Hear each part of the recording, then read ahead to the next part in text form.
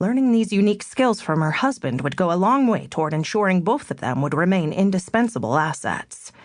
For someone who just a couple of years earlier had not even been able to drive a car, Emily had quickly learned how to handle a wide range of vehicles after her predicament as the apparent sole survivor in New York. She had driven an SUV across the United States and Canada, and then a snowcat over the desolate frozen wastes of Alaska, before piloting a boat to the Stockton Islands and the terrible disappointment she had found there. Since their arrival at Point Loma, she had also learned how to ride one of several motorbikes the group had salvaged from the various parking lots around the camp. It was a lot of fun to ride the dirt bikes. Chicken chasers, Matt called them, because of the brr-buck-buck sound the engines made, although she still found herself missing the freedom her bicycle had given her. Learning to fly a helicopter seemed the logical next step, especially as no one had been willing to teach her how to captain one of the 4 submarines docked at the base. At least, not yet.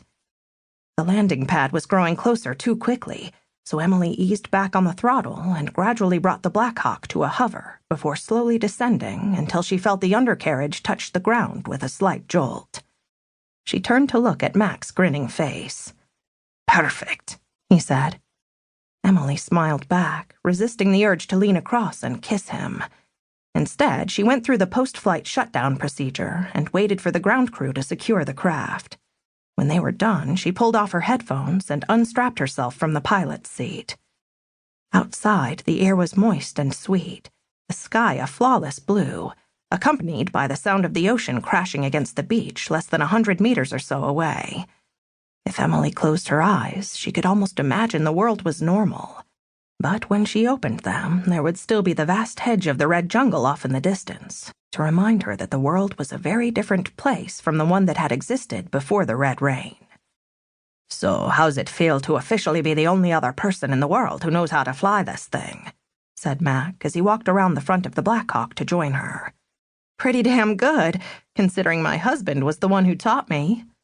Emily leaned in and kissed him deeply. "Thank you," she said when she pulled away. "Pleasure's all mine," his grin said. They had a total of 3 working helicopters now.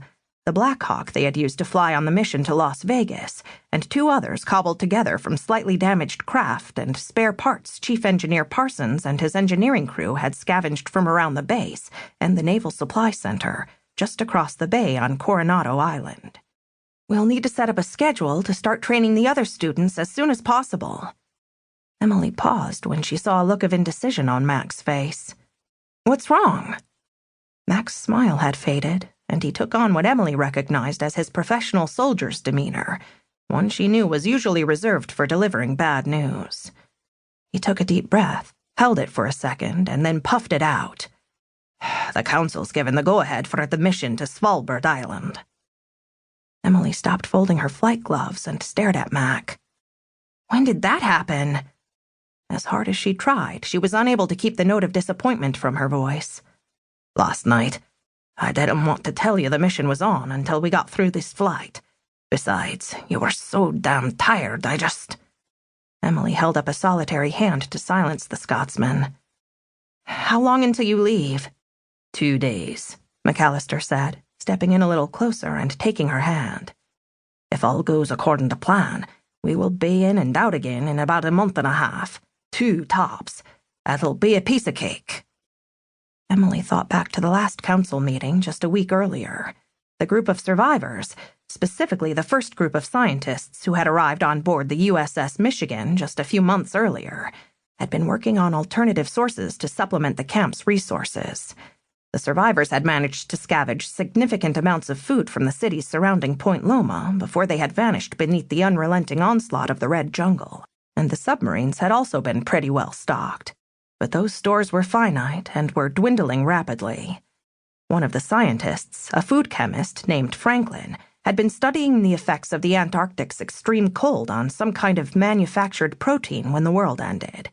He managed some success creating a mostly edible dried food bar from the alien plant life surrounding Point Loma. His first few attempts had been pretty fucking awful, according to, well, everyone. But his latest creation was almost tasteless, and with some decent nutritional value. The only problem was that the process of extracting and curing the